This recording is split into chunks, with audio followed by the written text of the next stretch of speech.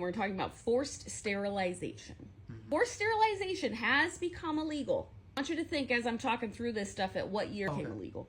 Okay. Yeah. So there was a Supreme Court case back in 1927 where Virginia law basically authorized sterilization of inmates in mental institutions, that was constitutional. That was not unconstitutional. Okay, the 20s. It's awful, but hopefully we've come quite a long ways. Yeah. That particular case was about a specific woman named Carrie Buck, who was called a feeble-minded woman. And they wanted to sterilize her.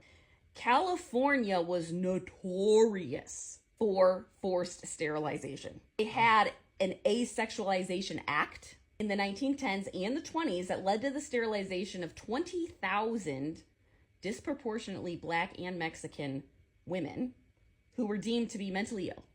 In fact, Hitler was inspired by California's asexualization acts and even quotes how we were doing it right. Whoa. That's not a positive review you want. Because we're talking about eugenics here is what we're talking about. We're talking about people who are disabled, people of color, people with mental illness should not be allowed to procreate. So here we are, 1930s now. We're up to the 1930s. We're inspiring Hitler. Can I make a comment real quick? Yeah. Mm-hmm. Like, that is horrifying on its own, but a horrifying thought I'm stuck on too is how many women were totally sane. Because, you've got hysteria because you cry. So they get committed because they don't really have any rights like they would have today. And so you call them hysterical, you get them committed, then you are perfectly sane and forced to become sterile. Yeah. Oh, yeah, think about how many people were sane in the 10s and the 20s. Yeah. Or what if they just had bipolar or anxiety or depression or, like some things that have names today, medications today that are not like... Yeah, well, if you had that, you weren't having babies.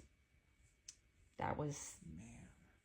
Well, now let's jump to 1955, where the first large-scale human trial birth control pill came out.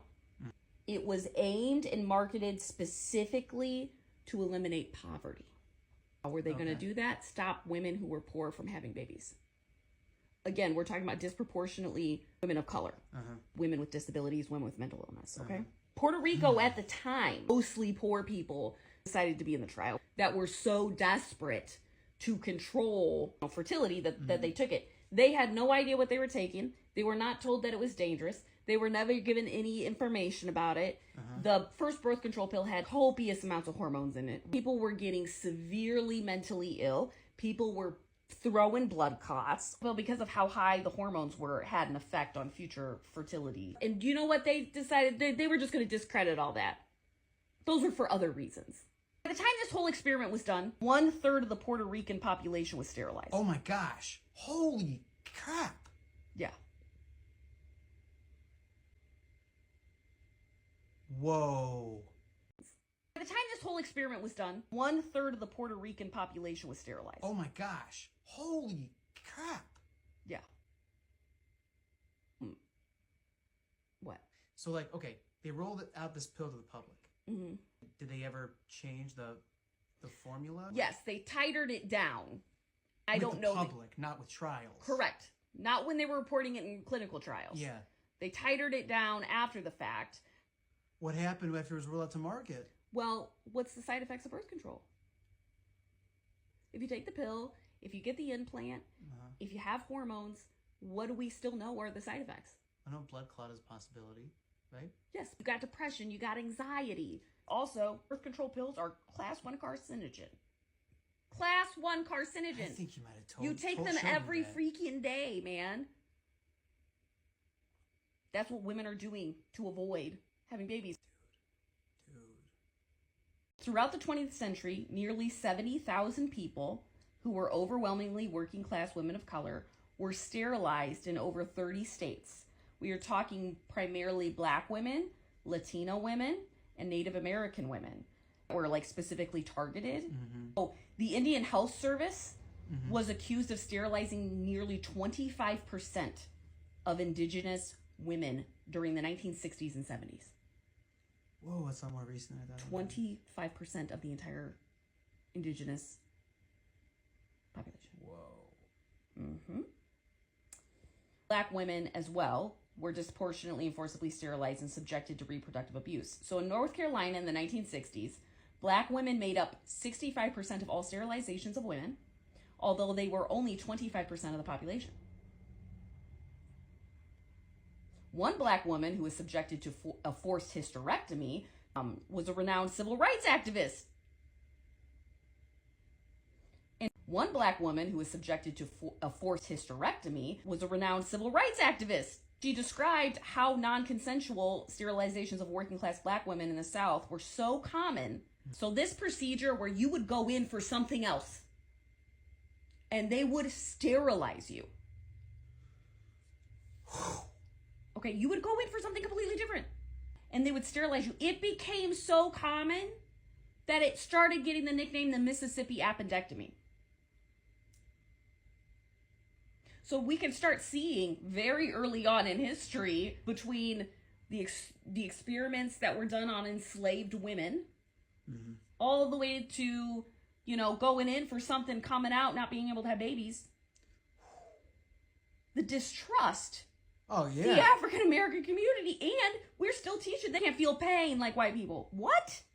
Forced sterilization in the U.S. was eventually outlawed. Oregon performed the very last one. When do you think the very last forced sterilization was done according to the law?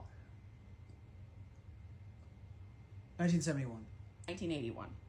That was my first guess, and I thought that's too late. 74, you said, the Supreme Court ruling. Spousal consent thing? Yeah. Let me tell you, buddy. There's so many loopholes in these laws. Have you ever heard of somebody called Henrietta Lacks? No. Okay, 1951, she had a tumor. She went to Johns Hopkins. They took a sample of her cancer cells. They always sent the cells to the same lab, and usually within a couple days, those cells end up dying. Guess what? Her cells didn't die. In fact, they were multiplying every 20 to 24 hours. They would double. Okay? They then took those cells. She's got no idea they haven't done this. In fact, she dies the same year at 31 years old. She doesn't get cured. This is not a happy ending for her. They take her cells. They use it in all kinds of different studies when they're studying the effects of toxins, drugs, hormones, viruses. They even have a nickname called the HeLa cells. They played crucial roles in the development of polio vaccines, COVID-19 vaccines. There has been multiple medications then that have been developed based off that information. Obviously, there was a lot of cancer research that was attributed to those cells, as well as in vitro fertilization. Family never got compensated. Families attempted several times to sue, haven't been successful yet. They don't want anything else developed using her cells without the estate's permission. Yeah. Because, like, what if they develop something from her cells or learn something from her cells that the family finds deeply disturbing and unethical? They have no say in what this woman's cell line is used for. It was stolen. Johns Hopkins stole, although they still say to this day, we've never benefited financially. Johns Hopkins said, never benefited financially from this. Okay, well, somebody did. Who was making those polio vaccines? Who's making them COVID-19 vaccines? Who's getting in vitro fertilization, baby? People are getting paid. In 2017, a judge in Tennessee was offering reduced jail sentences of convicted people who appeared before him in court if they volunteered to undergo sterilization. Why? In 2009, a 21-year-old woman in West Virginia convicted of garden leaf possession underwent a sterilization as part of her probation conditions. In 2018, an Oklahoma woman convicted of cashing a counterfeit check received a reduced sentence after undergoing sterilization at the suggestion of the judge. Oh my gosh. What are with these judges? Almost 150 women considered likely to return to prison were sterilized in California prisons between 2003 and 2004. During 1 year, 150 women in California prisons were sterilized as part of either reduced sentencing packages, probation packages, or if they were perceived to be returning to prison anytime soon.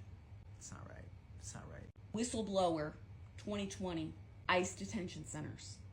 A nurse came out and a huge investigation was launched because they were forcibly sterilizing immigrants. Oh my gosh. Imagine. Not only escaping, whatever conditions you escape to come here. Don't care what your political affiliation is. We're talking about women crossing the border here who are escaping something that's incomprehensible to us.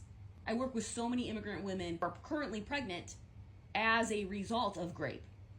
And some of these women were graped on their way here from the people they were paying to get them here.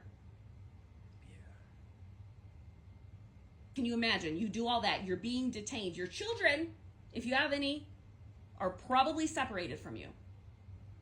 And then you're forcibly sterilized? How inhumane.